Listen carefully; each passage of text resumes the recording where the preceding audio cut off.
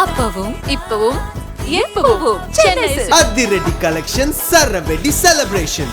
GT Holidays, South India's #1 travel brand. You know you are special when you're with GT Holidays. பழைய நகையை கொடுத்து white 11 மந்த்ஸ்ல அதே அடைக்கு புது நகையை எடுத்துக்கோங்க. எக்ஸ்ட்ராவா ₹1 தர வேண்டாம். Magic old gold exchange.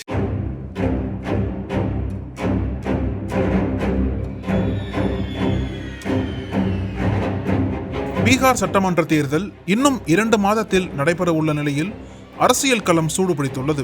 பீகாரில் மொத்தம் 243 சட்டமன்ற தொகுதிகள் உள்ளன. ஒரு கட்சி தனித்து ஆட்சியை பிடிக்க 122 தொகுதிகளில் வெல்ல வேண்டும். இதனிடையே இந்த முறை பீகார் தேர்தலுக்காக பாஜக கூட்டணியில் நிதிஷ்குமாரின் ஐக்கிய ஜனதா தளம், லோக் ஜனசக்தி, முன்னாள் முதல்வரும் தற்போதைய மத்திய அமைச்சருமான ஜித்தன் ராம் மஞ்சியின் HAM எனும் இந்துஸ்தானி அவாம் மோர்ச்சா ஆகிய கட்சிகள் கூட்டணி அமைத்து களமிறங்க உள்ளன. மறுபுறம் இந்தியா கூட்டணியில் மகாத் பந்தன் என்ற பெயரில் எதிர்க்கட்சிகள் கூட்டணி அமைத்துள்ளன. இந்த கூட்டணியில் லாலு பிரசாத் யாதவின் RJD என்னும் ராஷ்டிரிய ஜனதா தளம், தேசிய காங்கிரஸ், இந்திய கம்யூனிஸ்ட், மார்க்சிஸ்ட் கம்யூனிஸ்ட் உள்ளிட்ட பல கட்சிகள் இடம்பெற்றுள்ளன. இந்நிலையில் தான் பீகார் சட்டமன்ற தேர்தல் தொடர்பாக லோக் போல் சார்பில் தேர்தலுக்கு முந்தைய கருத்து கணிப்பு மேற்கொள்ளப்பட்டது. தொகுதிக்கு 300 பேர் என்று மொத்தம் 72,900 பேரிடம் கருத்துகள் கேட்கப்பட்டன. தற்போது இந்த கருத்து கணிப்பு முடிவுகள் வெளியாகி பீகார் அரசியல் களத்தை சூடாக்கியுள்ளது. அதன்படி பீகாரில் பாஜக கூட்டணி மற்றும் காங்கிரஸ் கூட்டணி இடையே கடும் போட்டி நிலவுகிறது எனவும், நூலிழையில் பாஜக கூட்டணியை விட காங்கிரஸ் கூட்டணி முன்னிலையில் உள்ளதாகவும் தெரிவிக்கப்பட்டுள்ளது.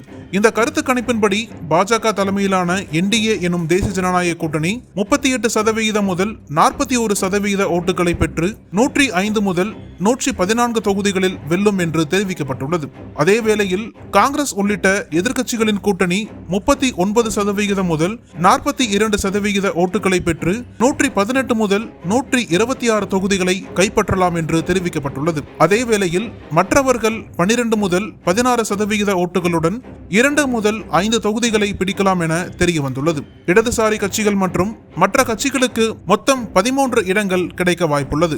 மற்றபடி 26 இடங்களில் இரு அணிகளுக்கும் இடையே கடும் போட்டி நிலவும் என்று கருத்து கணிப்பு கூறுகிறது. இந்த முறை பிரபல தேர்தல் வியூக வகுப்பாளர் பிரசாந்த் கிஷோரின் ஜன்சுராஜ் கட்சியும் பீகாரில் போட்டியிடுகிறது. இருப்பினும் அந்த கட்சிக்கு மக்கள் மத்தியில் செல்வாக்கு இல்லை என்று இந்த கருத்து கணிப்பில் தெரிவிக்கப்பட்டுள்ளது.